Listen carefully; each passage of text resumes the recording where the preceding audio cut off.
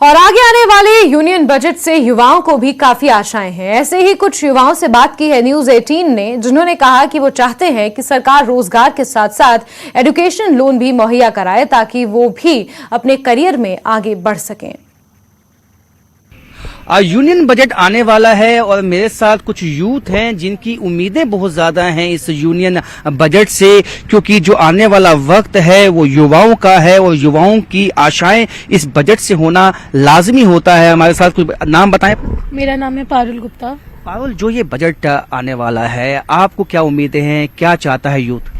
मुझे लगता है, मुझे यही उम्मीद है कि ज़्यादा जॉब अपॉर्चुनिटीज़ आएंगी, इससे हमें ज़्यादा न्यू एम्प्लॉयमेंट आएगी, ज़्यादा इंडस्ट्रीज़ आएगी तो उससे ज़्यादा एम्प्लॉयमेंट आएगी। तो हाँ, ये अच्छा है। जब से 370 भी हटा तो हमें उम्मीद है कि जितने भी लोग अगर अनएम्प्लॉयड है उनकी नौकरियां लग जाएंगी। अच्छा, महंगाई भी आपको लगता है कम होनी चाहिए? स्टूडेंट्स के लिए भी बेटर होगा, क्योंकि जो आपकी बुक्स है या बाकी जो चीजें हैं उन पे जो है टैक्सेस कम होने चाहिए। और अगर देखा जाए तो गवर्नमेंट ऑलरेडी कुछ स्कीम्स उन्होंने ऐसी निकाली भी होती हैं कि जो हमें भी कभी कभी पता नहीं होती, पर कुछ जो होते हैं उनको पता होती है। तो पर हाँ, थोड़ी सी होनी चाहिए लाजमी कुछ, बट हाँ। आप नाम बताएं। मेरा नाम हिमांशी शर्मा है। हिमांशी, क्या उम्मीदें हैं बजट से? मेरी तो बस यही उम्मीद है कि यूथ को जॉब अपॉर्चुनिटीज मिले, क्योंकि हम अभी हम इंडिया एक यूथ कंट्री है, ठीक है, तो यहाँ पे मतलब बस यही है कि हमें जॉब अपॉर्चुनिटीज मिले और इतने हम पढ़ाई लिखाई करके घर पे ना बैठे हैं, और हमें बस यही डर है कि हम घर पे ना बैठे। और मेरी बस यही उम्मीद है कि हमें थोड़ा स्टूडेंट लोन, स्टडी लोन वगैरह भी, उसके लिए भी थोड़ा सोचा जाए हमारे। आप नाम बताएं। मेरा नाम स्तुति है। स्तुति, क्या उम्मीदें हैं, एक यूथ को क्या उम्मीदें हैं बजट से?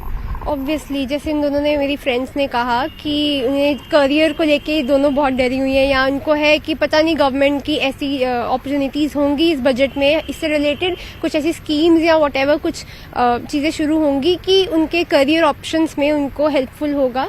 तो आई गेस ऐसे होने चाहिए। I am excited, I am super looking forward for that particular section की हमारे यूथ, हमारे यंगस्टर्स जो सपोज उन्होंने ग्रेजुएशन पास किया है, तो उन्होंने अभी नेक्स्ट उनके लिए क्या अपॉर्चुनिटीज गवर्नमेंट दे रही है उन्हें। तो तमाम तरह की उम्मीदें हैं। आप नाम बताएं। तमन्ना शर्मा। तमन्ना, आपको क्या उम्मीद है एज ए स्टूडेंट, क्या उम्मीद है इस बजट से? यही उम्मीद है कि जॉब अपॉर्चुनिटीज ज़्यादा आ जाएं, स्टार्टअप्स हों, ताकि इकोनॉमिक ग्रोथ हमारी ज़्यादा हो और स्टूडेंट्स का जो है गवर्नमेंट ध्यान रखे। स्टार्टअप्स की बात की है, हमारे साथ युवा है। स्टार्टअप्स को लेकर युवा क्या सोचता है, क्या कुछ इसमें प्रावधान होना चाहिए? सर, इसमें सबसे पहले तो ये बात आती है कि अगर बच्चे एम्प्लॉयड होंगे तो फिर वो ड्रग्स की तरफ नहीं जाएंगे। सबसे पहले ये बड़ी बात है।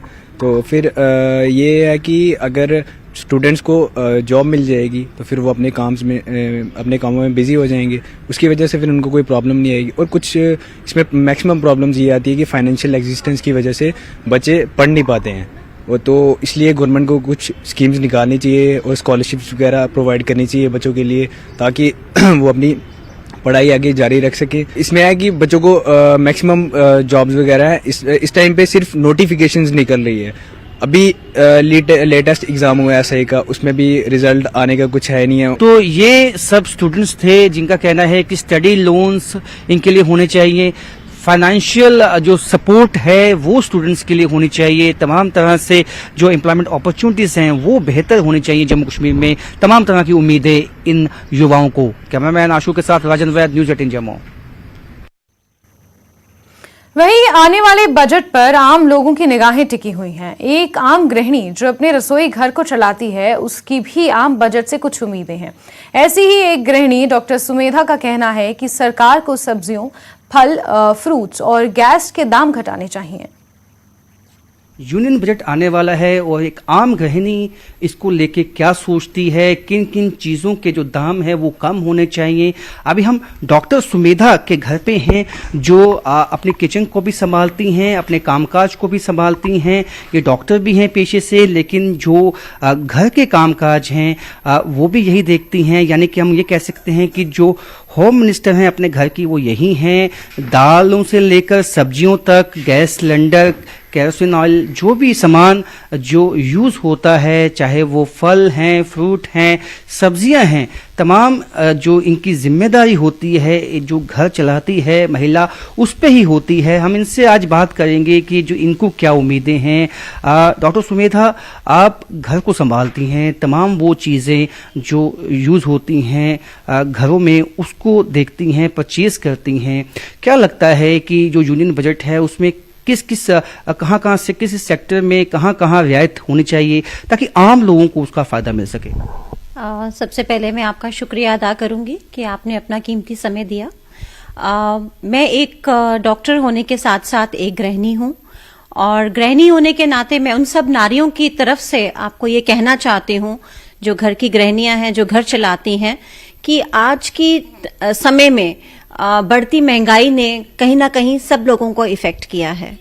तो इसमें सबसे बड़ा जो हम ये चाहते हैं अपनी सरकार से, हमारी उनसे ये इल्तिजा है कि वो इस चीज पे स्पेशली ये ध्यान दें कि किस तरह से एक रहन सहन, जिसको हम बेसिक कहते हैं, food is a basic need of life. तो अगर हमारी फूड आइटम्स, हमारे घर की गैस ले लीजिए आप, हमारे घर का खाना ले लीजिए, फल फ्रूट ले लीजिए, दालें ले लीजिए, तो इन सब में कुछ ऐसा रेट हो जो सब इस चीज को अफोर्ड कर सके। आज के समय में आप देख रहे हैं कि एक निम्न वर्ग के लोगों में, और वो उनकी थाली में से, उन बच्चों की थाली में से फ्रूट कहीं ना कहीं खत्म होता जा रहा है, क्योंकि वो इस चीज को अफोर्ड नहीं कर सकते कि अपने बच्चे को दाल भी दें, सब्जी भी दें, एक पूरा आहार जिसे हम कहते हैं, पौष्टिक आहार, तो उसकी कमी हमें देखने में मिलती है। और इस चीज का मैं देखना अपने टेस्ट में देखती हूं एज ए डॉक्टर कि वहां जो बच्चे आते हैं तो उनका पौष्टिक आहार की वजह से उनका सिस्टम में कमी आ रही है, उनके न्यूट्रिशनल स्टेटस में कमी आ रही है। देखें कि जैसे आयरन की डेफिशिएंसी, जो एक निम्न वर्ग के लोग हैं, अनार खरीदना उनके लिए एक नियामत है। और हम तो क्योंकि मैं एक गृहस्थी भी हूं और मैं एक वर्किंग वुमेन भी हूं, I can afford a good food for my children, but it is difficult। ये बिल्कुल बहुत मुश्किल है एक निम्न वर्ग के लोगों को। अगर आप देखें कि मेरी मेड को ही देखें तो वो तो कहते हैं कि हम तो अनार खरीदते ही नहीं है अपने बच्चों के लिए। तो इसका कमी जब हमारा जो बच्चे हैं उनमें जब कमी आएगी न्यूट्रिशनल स्टेटस में, तो हम कैसे भारत को बना रहे हैं? जैसे कि आपने कहा कि अनार की एग्जांपल दी, उसके साथ जो कीवीज हैं, ड्रैगन फ्रूट्स हैं, इस तरह के फ्रूट्स हैं जो आम जो लोग हैं वो नहीं जानते हैं। सब्जियां ऐसी हैं, आपको लगता है कि जो सब्जियों के दाम हैं वो कम होने चाहिए, उस पर चेक एंड बैलेंस होना चाहिए? बिल्कुल, मैं इस बारे में आपसे कहना चाहती हूं कि बेसिक नेसेसिटीज जिन्हें कहा जाता है दालें, जिसमें कि हमें पल्सेस कहा जाता है, और जो हमारे प्रोटीन का आधार हैं, अगर हमारे प्रोटीन अच्छे होंगे तो हमारा बॉडी बिल्डअप अच्छा होगा। तो सबसे बड़ी चीज जो हमें एक बच्चों को अपने देनी है वो है प्रोटीन्स। अगर प्रोटीन्स नहीं देंगे, उनका न्यूट्रिशनल स्टेटस डाउन हो रहा है। तो उन दालों में आप देख लीजिए, कुछ सालों में, जैसे कि मैं इतने सालों में परिवर्तन देखती हुई आ रही हूं, हमारी मदर से हम तक कितना रेट्स में इंक्रीज आ गया है। और इस चीज में, इस रेट्स की इंक्रीज की वजह से एक आम आदमी ने सिर्फ अपने आप को नियमित कर लिया है कुछ एक दो दालों से। वो सभी दालें खरीदते ही नहीं है, क्योंकि वो एक महंगी है, वो थोड़ी सी सस्ती जिसको वो अफोर्ड कर सकते हैं। तो भिन्न भिन्न दालों में भिन्न भिन्न तरह के पौष्टिक आधार होते हैं। तो इसीलिए हमारे देश की बुनियाद हमारे बच्चे हैं, तो उनको अगर हम ऐसा आहार दें जिसमें कमी हो, तो हम कैसा। इसके साथ साथ जो गैस है, जो एलपीजी सिलेंडर है, आपको लगता है कि उसके दाम भी कम होने चाहिए? जो ये यूनियन बजट आने वाला है, इसमें जो आम महिलाएं हैं उनकी भी सुनी जाए, उनको ध्यान में रखते हुए इस यूनियन बजट को है फ्रेम किया जाए? जैसा कि आप देख रहे हैं, गैस एक ऐसी चीज है जिसके ऊपर खाना पकेगा तो घर में सबको खाना मिलेगा। और गैस की कीमतें बहुत सारे लोगों के लिए एक बहुत बड़ा भार है, और इसको अफोर्ड करना आजकल के टाइम में थोड़ा सा मुश्किल होता जा रहा है। तो मेरी सरकार से ये विनती है कि वो इस तरफ देखें, क्योंकि गैस अगर नहीं होगी तो कोई खाना कैसे बनाएगा, और खाना